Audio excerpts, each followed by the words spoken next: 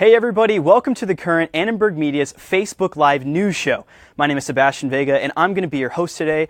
And we're actually talking about healthcare. And I know that might sound really boring, but it's in the news right now. And we want to make sure that young adults really understand this topic. So on Monday, the House Republicans proposed a bill to not only repeal, but to also replace Obamacare. And there are definitely some really big changes. So I'll be completely honest. I don't know healthcare. You potentially might not know healthcare, but I have two producers in here who have researched a little bit and who understand kind of the basic fundamental ideas of this new plan and also the old plan and how they're going to change, and also what it's going to be like when we get older. So not only what healthcare, how healthcare is affecting us now as young adults or millennials, however old you may be, but how it might affect us down the line when we get older, maybe in our 40s or 50s, and what we're going to be looking like in payment-wise. So before we get to all that, and before we break all that down for you, I just want to make sure that we really understand three key definitions. So we're going to pull up some definitions on the screen right now, just so that you at home can understand what we're talking about when I'm explaining them. So the very first definition we're going to be talking about is going to be the amount that you actually pay for your health insurance. So we're going to bring this here up on the screen so you can see it. But this is essentially going to be your premium, and what that is how much you're going to be paying monthly for that health insurance policy that you have. And so you also need to understand what a deductible is. So the deductible is the amount that you pay for whatever you're paying for health-wise before your insurance actually covers that cost. So it's whatever you're going to be paying out of pocket. And then, of course, the last thing that we're going to have to be talking about here is tax credit. And this is going to kick in a second when I bring on our producer, Drew, when we break down how insurance is changing as we get older and how much we're going to be paying for insurance now. But a tax credit is essentially used to lower your monthly payment. And for Obamacare and the Affordable Care Act, right now it's based on income. But this new proposed plan that was proposed on Monday, which is actually well on its way to being placed, we're going to see what's going to happen soon, but we may see that coming in action very soon here. It's actually now going to be based off of age. So regardless of how much you make, you could be very old and you could have a lot of money, but your age is actually going to dictate kind of your tax credit, your premium, how much you're going to be paying for your health insurance, all of that jazz. So in order to dive into this so that we better understand it, we're going to bring on our producer, Drew, here. We're going to be talking all about premiums, all about tax credits.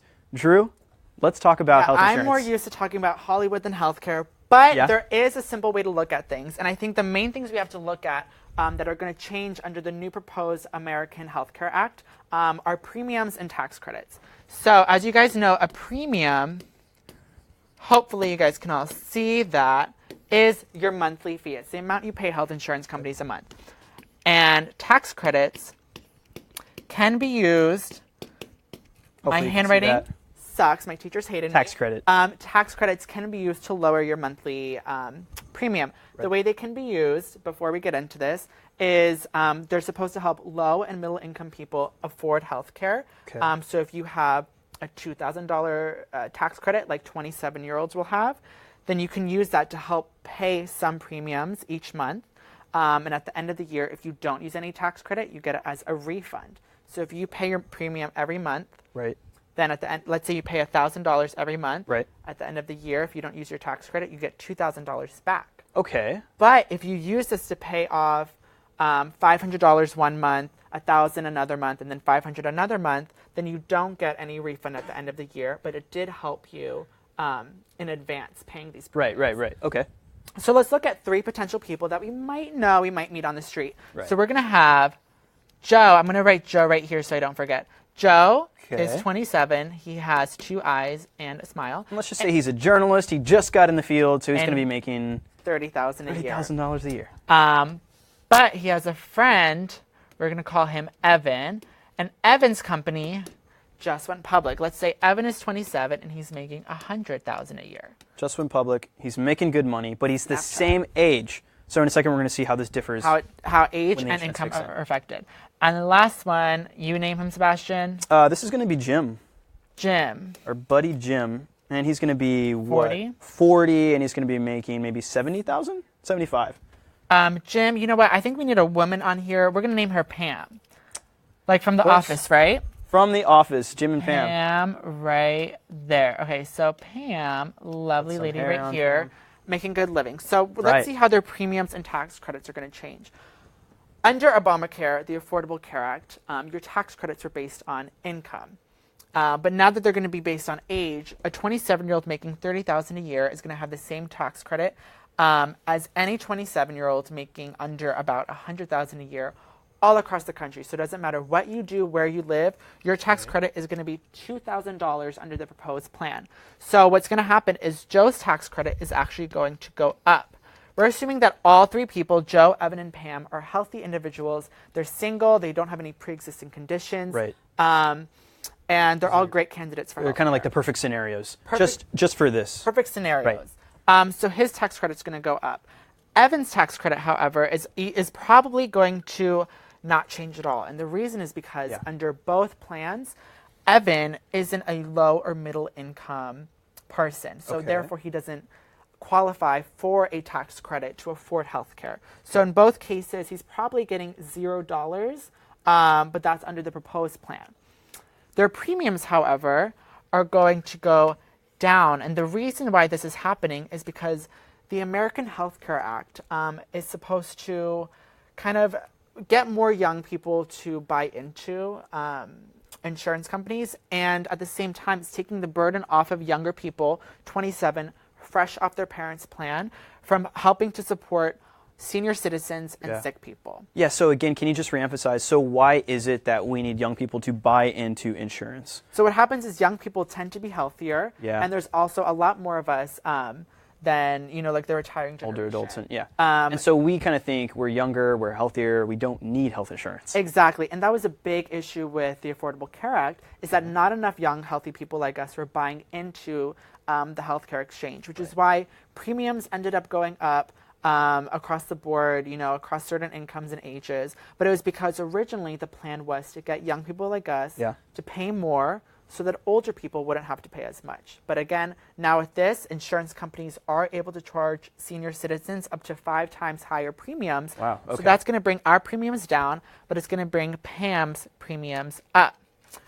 But Pam's tax credit also has the potential to go up as well. So under the current plan, 27-year-olds are going to have about a $2,000 tax credit, 40-year-olds about a $3,000 tax credit, and 60-year-olds about a $4,000 tax credit. Okay. So this plan is definitely benefiting younger people like us, but it's not really helping sick people or older people as well. So let's take a quick look at the Kaiser Family Foundation. The Kaiser Family Foundation has compared both the Affordable Care Act and the American Health Care Act to see how tax credits can potentially change under the new plan. Cool. So right now you see the tax credits under the Affordable Care Act compared to the American Health Care Act across the entire country.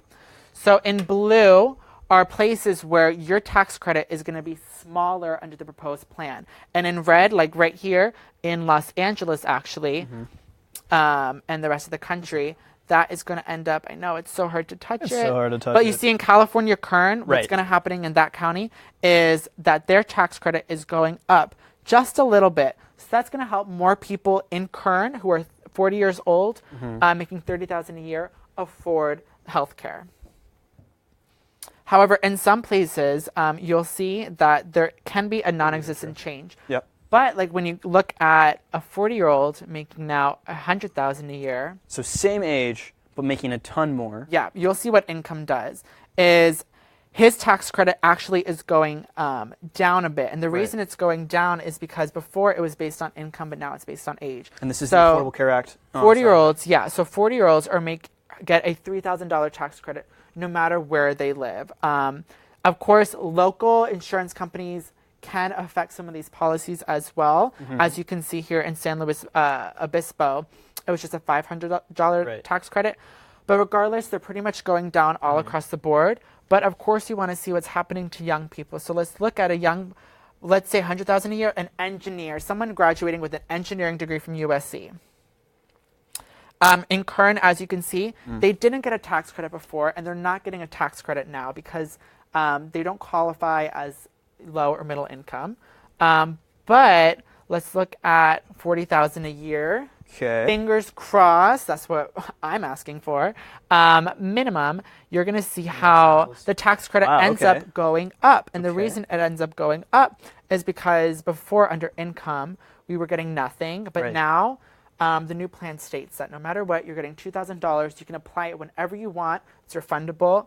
And, of course, the whole purpose is to motivate young people, lower income people, middle income people, buy into the health insurance exchange. And if we buy in now, I guess what we're seeing, not that it's going to change down the line, but when we buy in now, so we're going to be paying less potentially, but then we're going to get older and then maybe paying more. Of course. And the plan is supposed to sound good. You know, the House Ways and Means Committee went through it overnight. They passed it. I know Commerce Committee is looking over at it. Budget estimates are still coming through. So on some surfaces, to some groups, it looks good. But of course, not everyone supports the plan. Right. Yeah, so actually, let's talk a little bit about that controversy. So I'm going to bring in also into the conversation Sam. He's a producer here in the newsroom. Thanks for having me. Yeah, so we're talking a little bit about this controversy now, moving on to, maybe some individuals don't like this plan because it's totally like flipping around, how we look at healthcare and how we're evaluating how much we're paying and how much credit we're getting. So can you just touch a little bit on that controversy and what people are saying? So the only group that's really supporting this plan, or at least Republicans hope support this plan, are large businesses, because it requires them, or doesn't require them, in fact, to support their employees with health insurance. So, but overall, the main thing that this plan is taking out is the individual mandate. And you guys were talking about this earlier, which requires everyone, no matter how healthy or how young you are, to buy health insurance. Otherwise, you pay a tax to the IRS. Yeah. What this does is it taxes, or it puts a premium on continued coverage. So if you stop your health insurance for 2 or more months, then if you want to re-up and get health insurance again, you have to pay a 30% premium to the insurance companies. So there are 2 problems with this. The first one is that you're paying 30% more to your insurance company, and the insurance companies tend to be the enemy of the American people, so no one would rather pay the insurance companies over the government. Yeah. And the second thing is that they don't think that this will discourage young people and healthy people from stopping their plans.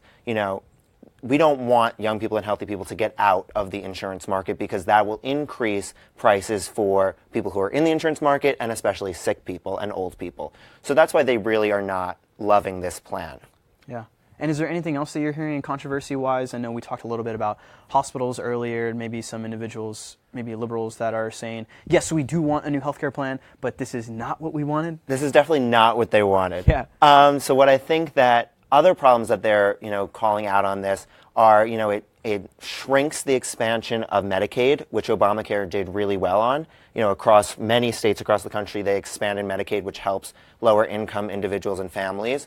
Whereas now it allows states to kind of do with the money what they want, and it doesn't actually, this is super complicated stuff. Yeah. So it's a little confusing. Trying to break it but down. It doesn't it increase based on the number of people. It increases, and it doesn't increase based over time, like if it were to expand, or if like the number of people who needed it grew, then it wouldn't allow for the money to grow. Wow. It's more based on like per person. It's not great for people of low income families, and in fact it increases tax breaks for the wealthy. Wow. So obviously healthcare is very complex. That's why we've been debating over how to fix our healthcare industry for over 8 years now, and why we'll probably still be fighting over how to best approach it over the next few years as well. Yeah. Well, thank you guys so much for coming on. I know this wasn't a long live today, but we kind of just really wanted to break down healthcare because it's been in the news, it's been trending this week, and just going around, just USC in general, I've been talking to students, and it's like no one has a real sense of how this is going to affect us, or even just where to start with healthcare. Because I don't know if we mentioned this or not, but under the Affordable Care Act right now, under Obamacare, you can stay on your parents' health insurance until you're 26 years old. So some of us in the room, I know I'm not on my parents' health insurance, I go through USC's health insurance, but I know both of y'all are on your parents, right? So we don't have to worry about this right now. Maybe graduate students on campus do, but hopefully this was a pretty good comprehensive look at trying to dumb down this really complex health insurance plan, past and potentially future. Yes. Cool. Well, thank you so much for watching The Current. You can catch us right back here next Thursday in the afternoon. Of course, we are the Facebook Live news show for Annenberg Media. And if you want to follow USC Annenberg Media, you can find us on any of your favorite social platforms. So Facebook, Twitter, Instagram, Snapchat, and just follow us at USC Annenberg Media. Thank you guys so much, and we'll see you right back here next Thursday.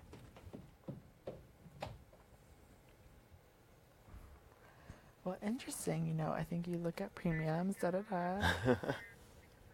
Yeah, so I think when you look at premiums,